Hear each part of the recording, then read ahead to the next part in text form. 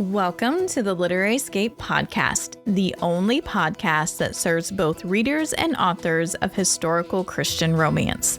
We read, discuss, review, and rate books in this unique romance subgenre, and sprinkle in a few contemporary Christian suspense books.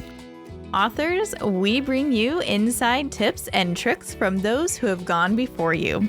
Then we bring both readers and authors together for fun-filled live Q&As. Literary Escape is the one-stop shop for both readers and authors to connect, learn, and grow together. Let's dive into this adventurous episode. Welcome back, everyone, to another Literary Escape podcast. And today we are excited to have Tracie Peterson here with us. So welcome, Tracie. Hey, thanks for having me. We have just finished reading your, I believe it's the Heart of Cheyenne series, or is it the Hope of Cheyenne? The Hope is, yes, I think it's the Hope. I think it's the Hope. I get the two mixed up, so I apologize. No problem. We absolutely loved it, by the way. Just wanted to let you know that. Thank you. And a lot of the other book club members couldn't make it today to talk with you, but they did send in some questions, so we'll get to those here. Wonderful.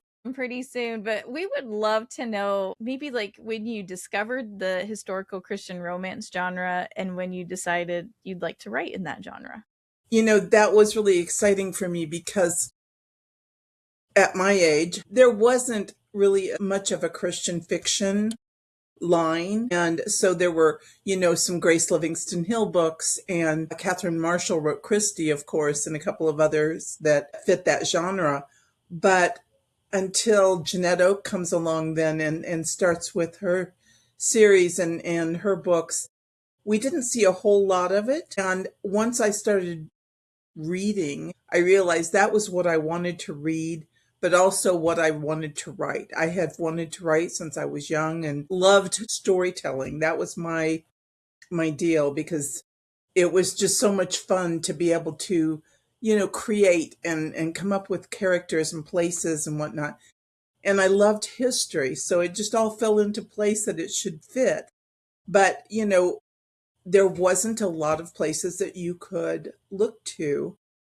And so when Bethany House then released the Taney books, the Zion Chronicle and the Zion Covenant, Michael Phillips, Judith Pella, it was just such a great thing as far as I was concerned, because these were the kind of books not only did I want to read, but I wanted to write.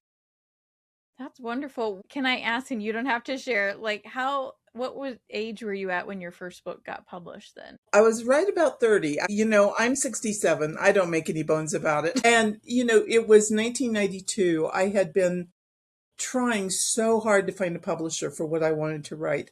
And again, there just wasn't a lot of it being done. But I happened upon what was a 2-in-1 flip book or something like that from Barber Publishing.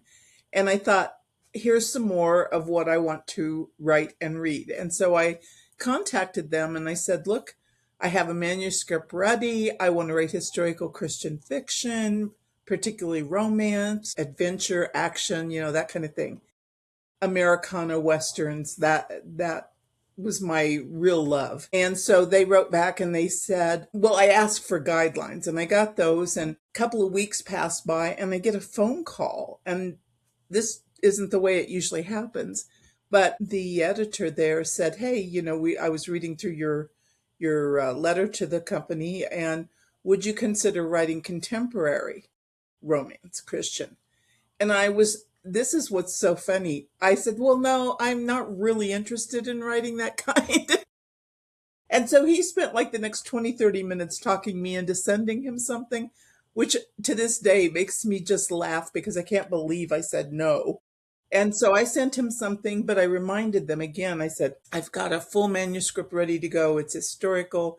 Here's the word count. Here's the setting, And so then he calls me back and he says, go ahead and send that to me. I want to see it. And so he did. And then gives me another call and says, we're going to contract on it. We love it. And, we're going to hold on to the contemporary proposal you sent because we like that too. And that's how it all got started then.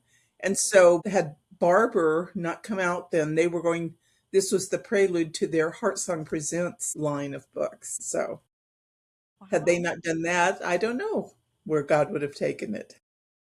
That's interesting. You know what? Every time I kind of ask that question of authors of like how did they get into, their author career, everyone's is a little bit different, It is. you know? It is. So that's neat. So what does a typical writing day look like for you then? For me, typically I get up and I check emails. A lot of times there's stuff from the publisher that needs to be addressed. I hold off on, I've got a different site than for the fan mail and emails and whatnot, and I'll check that usually in the afternoon after I've written. But what I do is I go over the things that I've written the day before. And I always try to give myself a plan of writing a chapter a day. I'm a plotter, so I detail out a big, long synopsis, chapter by chapter. And I joke about it, with Seat of the Pantsers, but I think we're doing the same thing. I'm just writing a very abbreviated version of the book when I sit down and write my synopsis, and they're writing it in a more detailed fashion. But, excuse me, having that synopsis has saved my bacon more than once. And so, a lot of times there's been, those situations where, someone has died or I've gotten sick or had an injury or something like that. Having this synopsis, it just keeps me on track, keeps me going forward. And so also because I write that detailed synopsis, and I usually send it to the publisher ahead of time. And so we can address any problems that they see with the pacing or with the character development or anything like that with the storyline. And I have very few rewrites. So for me, that's worth coming up with that detailed synopsis. Yeah, and I've heard that before too from people that outline there it does reduce it on the editing side and the Yes. revision side, reduce that work. So that's awesome. Well, I would love to dive into this series a little bit with you. We just felt like you addressed some pretty deep and honest, tough topics throughout this series. Like I know you had like suicide, your life built around revenge and how do you deal with finally giving forgiveness, walking away from God. You had one main character that had done that. Sure. And then depending on money instead of God, you had another character that wrestled with that. And we just really, really admired the way you biblically addressed each of those topics because we all struggle with those at some point or another, or we know loved ones that struggle or walk through that. Absolutely. Yeah. So we were just curious, what was your inspiration? Like, what drew you to kind of weave those topics in?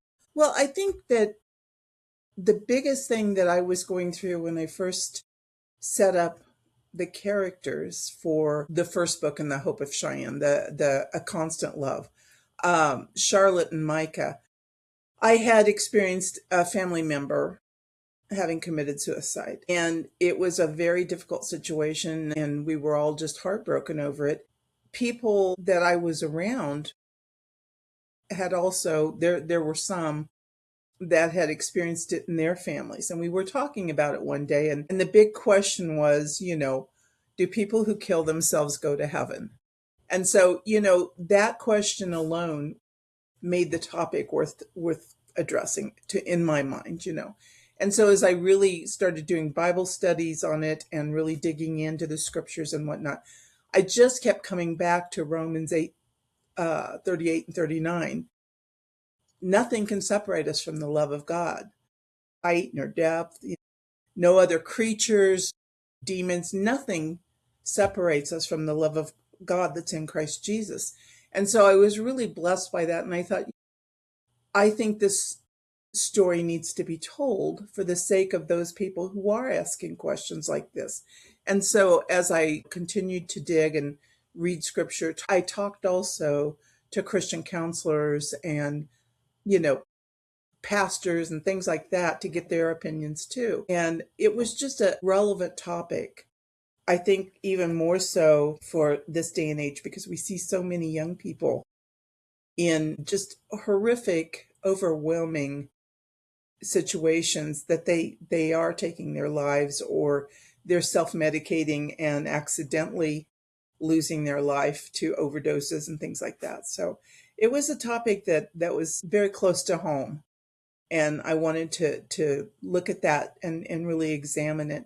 And as for some of the other things with the serving money or with focusing on revenge and things like that, I think all of us have little areas of our life, whether they're as grandiose as the story topics and whatnot. There are little places where we do find ourselves, thinking, well, I wish I could get revenge for this. I wish this person would pay for what they did. And that whole attitude sort of undermines our Christian walk in the senses that we are looking to other things or people or our own actions to resolve our issues. And we need to be taking it back to God. Hmm. I love that. I love that. I have to tell you, so I recently lost a dear friend and colleague to suicide. So when I picked your first book up and started reading it, I actually had to stop because it was just probably just a little, I'm just a little too close to that Too event. raw, yes.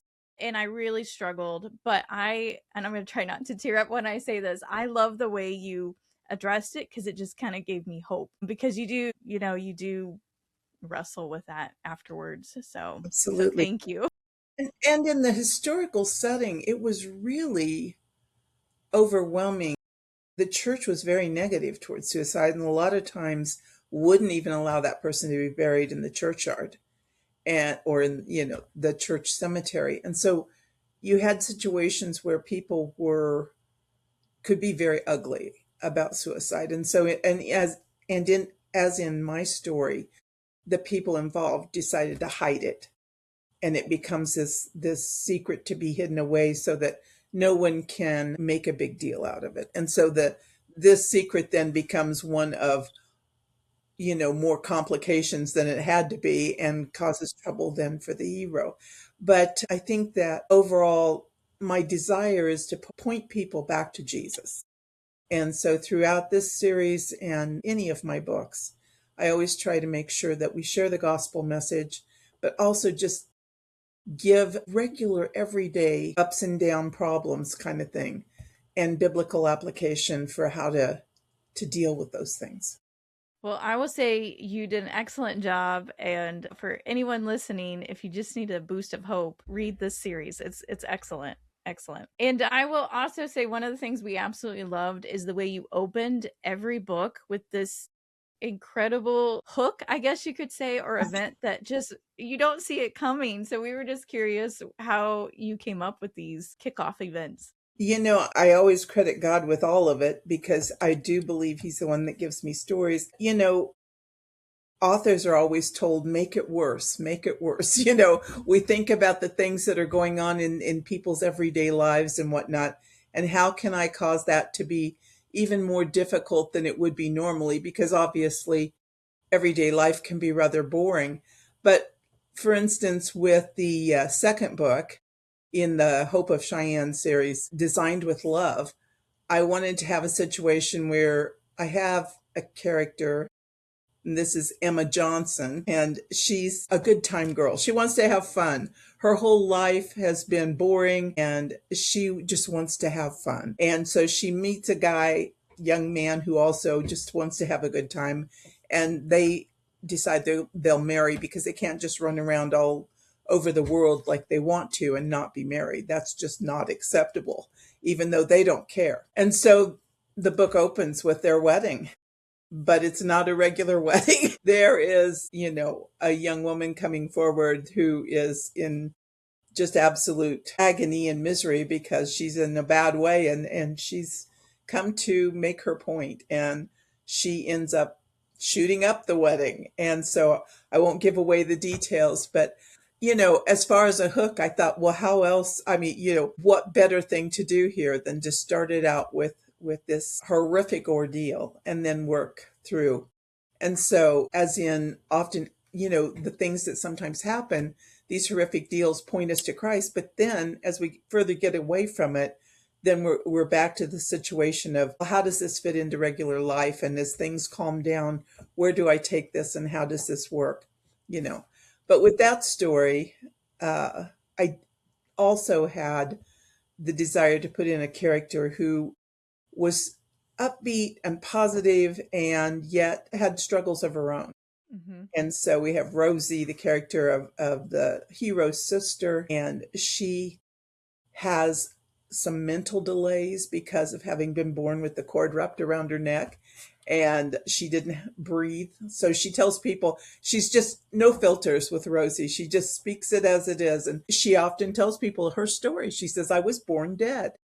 And so, this character was really precious to me because she was actually based on somebody that is very close to me and in my family. And I just I kept thinking, okay, there is a wisdom in this person so often, even without her filters, that speaks to my heart. And she says a lot of things that I sometimes just stand in awe of. And I know they're from the Lord. And so I wanted to have that kind of a character in Rosie. But yeah, just making it worse, making it harder for the for the characters. And like you said, if you can't open with something that's going to hook the attention and really grab the reader, then you've got a problem. And so I always try to make sure that I can do that with something. And so then with the third book in this series, A Moment to Love, I have a situation of a young man seeing his father shot and killed while he's trying to act on behalf of the Pinkertons. And so this young boy sees this happen, and he grows up to want revenge, and he wants to take that in hand and get his father's murderer. And at the same time, then we come full circle. This series, The Hope of Cheyenne, was the second series. The first was The Heart, like you mentioned earlier, The Heart of Cheyenne. And The Heart of Cheyenne started out with a character who was 2 years old, and her name was Carrie. And Carrie is the heroine then in the last book of The Hope of Cheyenne. And so, A Moment to Love, we have Dr. Carrie, and she is very interested in not only medicine at a time when women weren't really encouraged to do things like that, but she's interested in the brain. And she's fascinated from a real life case of a man named Phineas Gage who had a tamp bar go up through his head and out. And he lived. He was conscious the whole time and talk to people on the way to the hospital and all these things. And she's fascinated by this and the brain. And so she wants to get into what we now would say would be the neuroscience and study of the brain. But that was just in its infancy. So not only is she against the odds with being a woman doctor, but she definitely is against it with the whole study of the brain. And so we start her story out with her fiance stealing her work. He's also a doctor, and they're working together, and he steals her work and publishes information under his own name. And so she's betrayed and dealing with that. And it sends her back home to Cheyenne, to, her family. And so it made for a great conclusion to just come full circle, starting with this little 2-year-old and ending with her as a young woman fighting for the things that she wants and believes. And of course, throughout it all is the romances for everybody and spiritual growth. And it was just a lot of fun to do. Cheyenne is a fascinating place. And after doing a lot of research, I knew that I wanted to tell stories about their history. And of course, barely touched it. But you have a lot in there, and we really enjoyed picking out those nuggets of historical facts that you weaved in. You did a really good job. I Thank was also going to circle back to Rosie. you. Mhm. I love her because I think she just shows that childlike faith that we're supposed to Yes. have, and she just does it, you know. Like you said, she just pops things out and says it like it is, and No filters. yeah. Yeah, we really enjoyed her. What do you hope then that readers will take away when they read this series? As with any of my books, my heart's desire is that people will draw closer to the Lord, and that perhaps characters who are having similar problems to theirs, they would be able to see biblical application for those things. They would maybe think through the issues, like with suicide. I've had a lot of reader letters and people talking about this helped me to better understand. And that's really, I think, all any writer can ask for, is that their books would cause people to think, and that they would give them, a certain amount of satisfaction and comfort. And so throughout it, I just want to bring people back to the Lord, to see the comfort that He offers, to know the power that He has to make bad things right, smooth out those rough places. And especially when it's a situation of feeling there's hope. And that's the thing, so many times I paint my characters into corners where they have no hope. And that hope can only come through the Lord. And so that is my heart's desire. I want each of the books to present the gospel message and then give biblical application.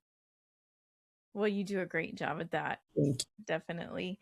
I am curious, though, as you've written several books now, but do you have a favorite romance trope that you like to write?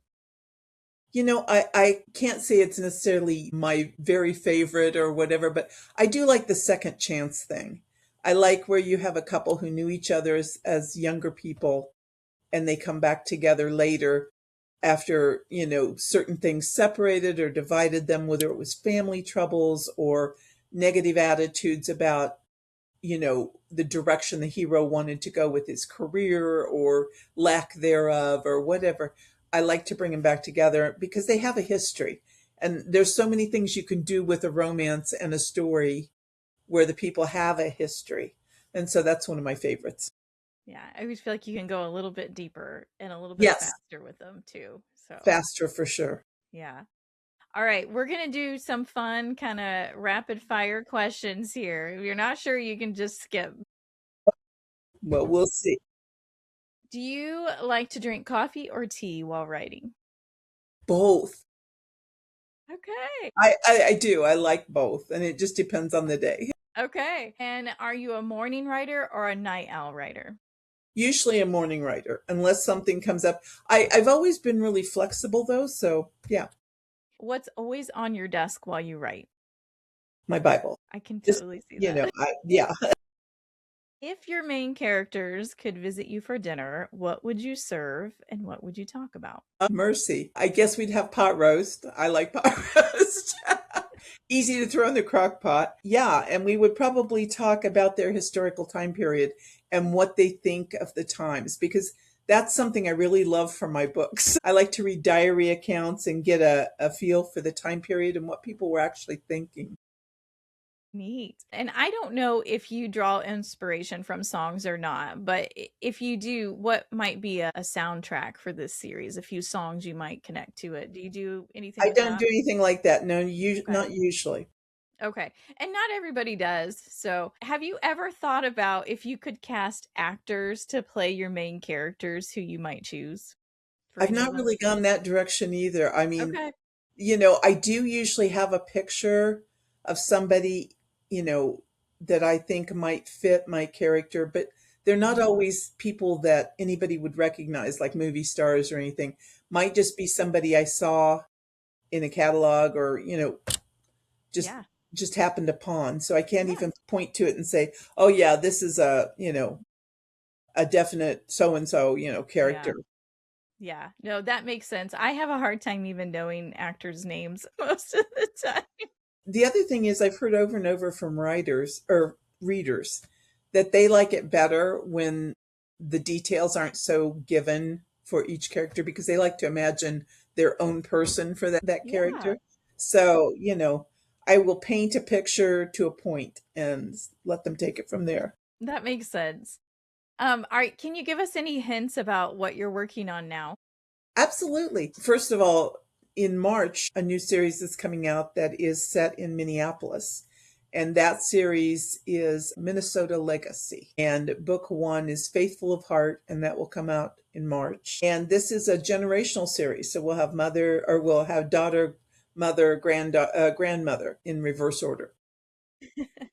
They're a family who are really compelled by their compassion and love for people, especially those in need. And so they are people who are heavily involved in charities to help the underprivileged and the unwed and the orphans and widows and that kind of thing.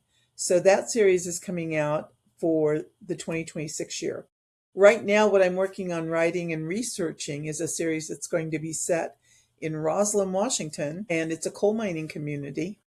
And so there will be a coal mine in the backdrop. There'll be stories focused on it. Then there'll be some stories that aren't. But it's really been interesting to research because, you don't generally think coal mines in Washington State, but they had a huge one, and there's still a large deposit of coal in that area. And it made for a lot of fun as I started digging in and researching. So that's what I'm working on. Wow. Okay. And I'm trying to remember when this episode will come out, but I'm thinking it's going to come out pretty close to when your book releases then in March, which that's exciting. That's exciting. We'll have to get our hands on that. Where can readers connect with you then? They can connect with me at my website, which is just traciepeterson.com. They can connect with me at Facebook, and that's, facebook.com/author Tracie Peterson or Tracie Peterson author, either way. And then on Instagram, and I'm not sure what that address is, but I'm sure if you type in author Tracie Peterson, it'll pop up. Yes, I'm sure. Is there anything else that you would like to share that we just haven't touched on today? Oh, goodness. Not that I can think of. As I said before, writing for me is a ministry, and that is something that compels me. You talked about the number of books. I just turned in book 150, and throughout it all, readers are always sending me notes and emails saying that they're impressed that the books aren't just repeats of each other. But I totally credit God with that. When I started this, I wanted it to be a ministry to reach out to folks who might not otherwise pick up a Bible or care about reading Bible studies or Christian living books and that kind of thing. I have found over the years that's exactly what God has done with these books. And so it's been such a blessing. And I want them to continue to point people back to Jesus.